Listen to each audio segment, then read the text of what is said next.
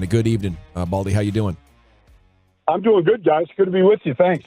It is great to have you on, man. Obviously Cowboys-Eagles has been a big story this week, and where we go from there. How much concern do you have for the Eagles? Do they just need a turn in the schedule, or are there bigger concerns underlying? Well, I mean, just because you play good teams doesn't mean that, you're playing good football. I mean, they didn't play well against the Cowboys. They fumbled it 3 times. 3 forced fumbles. They're out there working on, protecting the ball, going to the ground. They're changing the practice schedule so that stuff like that doesn't happen. But it was more than that. They're not getting to the – obviously, they had the big play with Jalen Carter and Fletcher Cox. It was a big play. But other than that, they're not creating a lot of big plays defensively. And they're not running the ball at all. I mean, they're not running it effectively. They're not leaning on teams. They're not pushing anybody around. And so I feel like if they really want to get back to winning ways, it would start by having a physical ground attack. And that hasn't really showed up in a lot of games this year. How do you think they play down the stretch? Do you think the Eagles still win the division? No, I don't. I don't think they're – I think this game in Seattle is, it's really going to really dictate their season. I mean, that's a 6-hour flight home from Seattle to Philadelphia. They either go to Seattle and they fix a lot of their issues and they have a great ride home and a holiday party on the flight and all that stuff that can happen, and really, get your sights set for the next 3 games, which 2 of them are against the Giants. Or you lose that game, the team can splinter on that flight. And all these little, pockets start talking about what's wrong and pointing fingers, like all that stuff can happen. And it has happened, and I don't know if it's going to happen to Nick Sirianni's team, but I think this game on Monday night is pivotal to the Eagles season. Hey, Baldy, we saw that Jalen Hurts, some designed runs, and it looks like the way that he's played, and you came on last week and said he's healthy, and I totally believe you talking to Philadelphia people. I think you're dead on right about that. Do you see more of him, like they're saying, listen, our season's kind of on the line right now, more of him doing things with his legs, these design runs, things like that, to try and get this offense going even a little bit better? Well, I mean, that's what was the spark against Buffalo. They beat him in overtime, but the spark really was Jalen running, and he was really good. That's why I think I came on last week and said that he looks healthy and healthier than he's been. Sure, I know he had a deep bone bruise, and the bye week really, they had a late bye week. That really helped him. Got a lot of treatment, didn't go anywhere, stayed right, in town and treated it. And I thought he'd turned a corner. And then last week, he was really he was kind of back to his way. I'm just going to stay in the pocket and try to figure things out. Yeah. And look, I think he's gotten better as a pocket quarterback, but this is a much more dynamic team when he's escaping. And San Francisco's whole game plan was, we're not going to let him escape through the A and B gaps because he reads the rush, and we're just going to keep him in the pocket. And he did, and it was a big part of their success the week before. So they're just a more dynamic team when he runs. I mean, from the very first time he ever started a game in Philly, they played the New Orleans Saints, and the Saints couldn't touch him. He ran for over 100 yards that day. They beat the Saints, who was a much better team than them. And I thought we'd see a lot more of that this year than what we have seen, and we just haven't. Baldy, we got a lot of requests to ask you about Micah, and he's certainly been very vocal when it comes to not getting the benefit of some holding calls. What have you seen when studying the film on Micah and that? Well, I don't want to be fined by the officials or by the NFL, but I mean, it's kind of comical sometimes what they do to him. And it's not just one guy. I mean, there's self-defense things that they can teach in karate classes, like choke holds and things like that. And it looks like he's in one of those karate classes. Yeah. They're like, hey, Micah, come over here. Let me put my arms around your neck. And by the way, what if 2 guys decide that they're going to attack you? This is how we get out of it. And, I try not to belabor that. He, to his credit, he doesn't complain a lot on the field about it. He just gives them a look. He's not flopping, trying to get calls, to his credit, like a lot of guys are in this league right now, and they're getting the calls. But it's pretty comical to see some of the stuff that happens on Sundays. It's Brian Baldinger here with you on the Fan, our Audacy NFL Insider.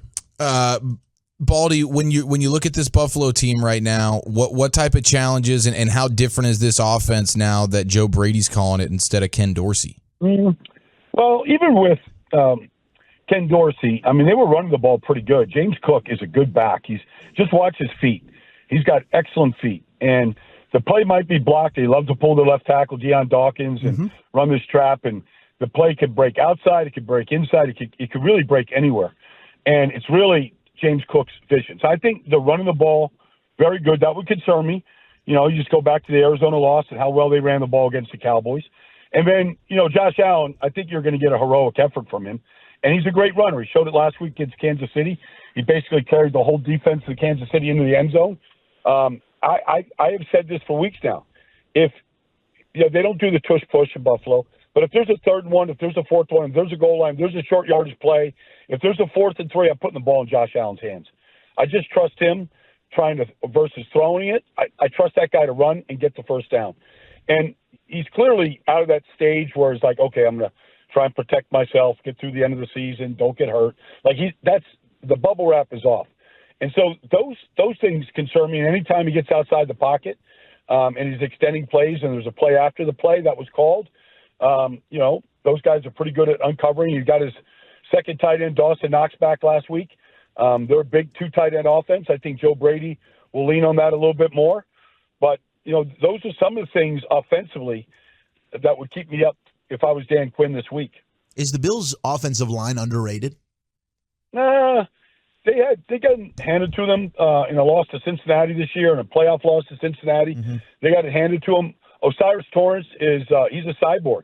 He's just a big block of granite at right guard. And obviously, Connor from Dallas at left guard. Yeah. I think they've upgraded that position a great deal. You can say, okay, Spencer Brown at right tackle, Deion Dawkins, they're athletic, but I think, you can win a lot of battles on the edges against those guys.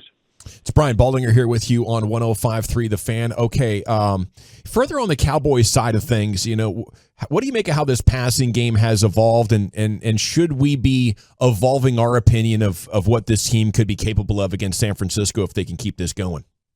Well, the opening touchdown was to CeeDee Lamb last week, and, the Eagles doubled him, and there wasn't anything to go. And then, Dak he kind of, slid past Tyron Smith, and CD came across the field and beat the double team across the field. They flipped it in the end zone. Like his ability to extend plays, to really move.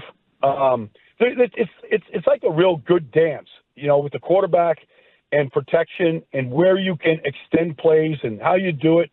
And Dak, I think, used to be pretty frenetic doing it.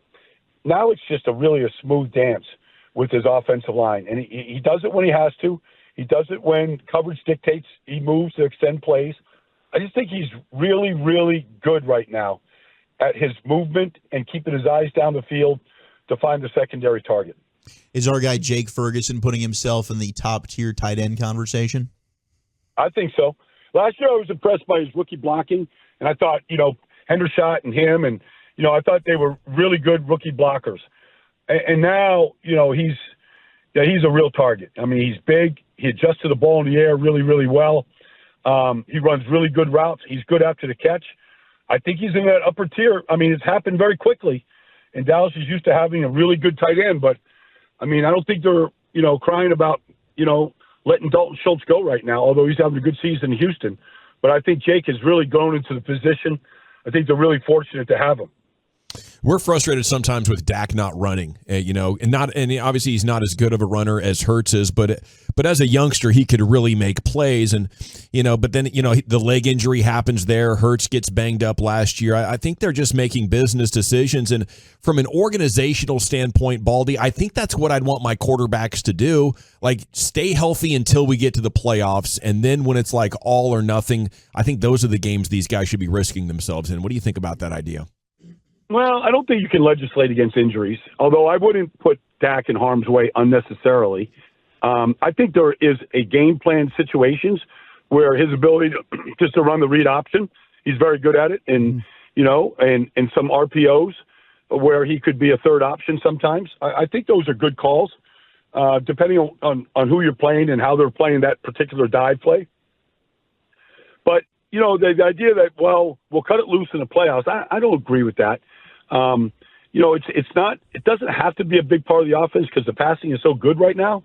But I think there's a place for Dak to run. I think Mike McCarthy recognizes that ability in him. And they call him every once in a while. But, I do think in the back of their minds, the past injuries are there and the broken ankle and all the stuff that's happened. I think they're all there. And so maybe you limit the amount of times he does it, but I don't think you should get completely away from it, even during the regular season right now. Brian Baldinger with us here on The Fan. As you look around the conference here, we're feeling good about our Cowboys. Are the Lions losing steam? Like, do you look at the Lions as the same threat as you did a few weeks ago? No, I don't. I think what Chicago did to them, they did to him twice. I mean, it's unbelievable. I mean, Justin Fields has been running the same option runs and quarterback keepers since he was in high school in Georgia. He did it at Ohio State. He does it to the Lions every year. They still don't know how to stop it. It's just unbelievable to me, like how they don't play assignment football. And he had a great game against them twice now. And then defensively, I mean, the Bears are getting a lot better offensively, but I don't believe in the Lions defense right now to stop people. And I think they're going to have their hands full against Denver this week. I think Denver is really well coached. Defensively, I don't think anybody's improved more. And I think you might see Detroit slip up at home this week. How about Nick Sirianni? What are they saying about him? Is he a good coach in your mind, Brian? Yeah, I think he's a good coach. I think he is. I think that he's a real stickler in fundamentals. I think he, look, they've won an awful lot of games with him. And so sometimes you don't get a chance to really address weaknesses when you just keep winning. And he's won a lot. And he took over a team that was 4-11-1. Had him in the playoffs the next year, had him in the Super Bowl, got him in contention for the number one seed this year. Like, that guy he lost both coordinators. The secondary has not been good this year. I think he's trying to do the best that he can with what he has, but I think Nick is a really good coach. Baldy, should NFL teams be worried about the Rams sneaking into this playoffs with the way that they're kind of, heck, they go to Baltimore, a great effort, probably should have won the game. Should we worried about the Rams being a team that sneaking in? If they get in, yes, because their passing game is elite. And just watching Matt Stafford throw the football, I mean, he's a spot thrower, and he throws to spots like the touchdown to Cooper Kupp in the end zone. Like, I didn't know if Cooper Kupp was going. It was an option route, choice route, and he went to the corner, and Stafford threw it before he ever thought about making a break. And he does it all the time. And they're protecting him good. Kyron Williams is a hell of a back. I mean, he is really good. And Baltimore couldn't stop him early in the game. And defensively, nobody really knows Byron Young or Kobe Turner, but they got a lot of really good young players. And they've gotten better throughout the season. Now, I know they gave up a ton of points in the punt return and overtime last week, but they've improved a lot. And the passing game would scare me if they get in the playoffs against anybody right now. We're wondering how much help the Cowboys could get, Baldy. Ravens could beat the Niners, could the Rams, and could the Giants beat the Eagles in one of those two? I think they can. I mean, we'll see what DeVito does in New Orleans this week. He's riding a hot – like, they've improved their offensive line, and you couldn't even evaluate them. Yeah. For the first half of the season, they were so bad. Obviously, you saw them week 1, 40-0. I mean, it was so bad early on. But now Andrew Thomas is back. John Michael Schmitz is back at center. He's a good player. They got the left guard, Justin Pugh, came off the couch. They ran the ball for 209 yards last week against a good Green Bay defense. The kid didn't make any mistakes, and Wink Martindale can coach up defense as well as anybody in this business. If they go down and take care of business against New Orleans and they win their fourth in a row, they're going to be tough down the stretch. That's good stuff. Now, you were at the White House yesterday, is that right? My buddy was getting the Congressional Medal of Honor in behalf of his dad, Larry Doby. Oh, wow. So it was just sort of honoring what he did in the baseball world as the first black player in the American League, and it was good. It was a really nice ceremony. It was a lot of fun yesterday. Amazing. Did you have to pass through a bunch of security checkpoints yourself? Did I don't know how many security checks. It was everywhere. I was wondering if they checked out your background, and made sure. Yeah, they looked at me twice when I said I played for the Cowboys. They really were questioning that decision right there. Well, enjoy that L this week, Baldy, and we'll catch up with you soon. Okay, guys. Take care, man. Talk to you next week.